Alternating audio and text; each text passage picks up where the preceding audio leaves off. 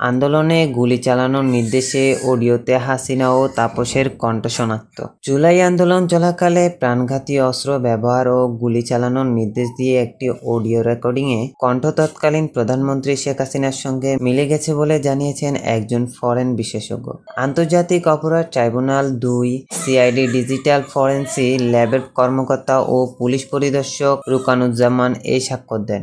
রুকানুজ্জামান সাক্ষ্য দিয়ে বলেন, পরীক্ষা করার জন্য তাদের কাছে এই রেকর্ডিং জমা দেওয়া হয়েছিল। ট্রাইব্যুনালে তিনি পরীক্ষায় কণ্ঠনারী তৎকালীন প্রধানমন্ত্রীর সঙ্গে পুরুষ কণ্ঠ ঢাকা সিটি কর্পোরেশনের তৎকালীন মেয়র শেখ ফজলে নূর তাপসের সঙ্গে মিলে গেছে।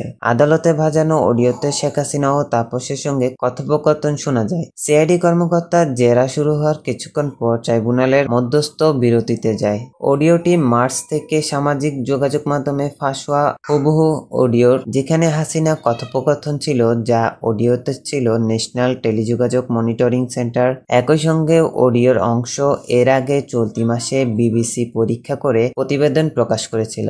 ফোন আলাপের এই অডিও আন্দোলন দমন নিয়ে শেখ হাসিনা সম্পর্কিত প্রমাণ, যেখানে তাকে আন্দোলনকারীর উপর রাষ্ট্রীয় বাহিনীর গুলি চালানোর নির্দেশ দিতে শোনা গেছে।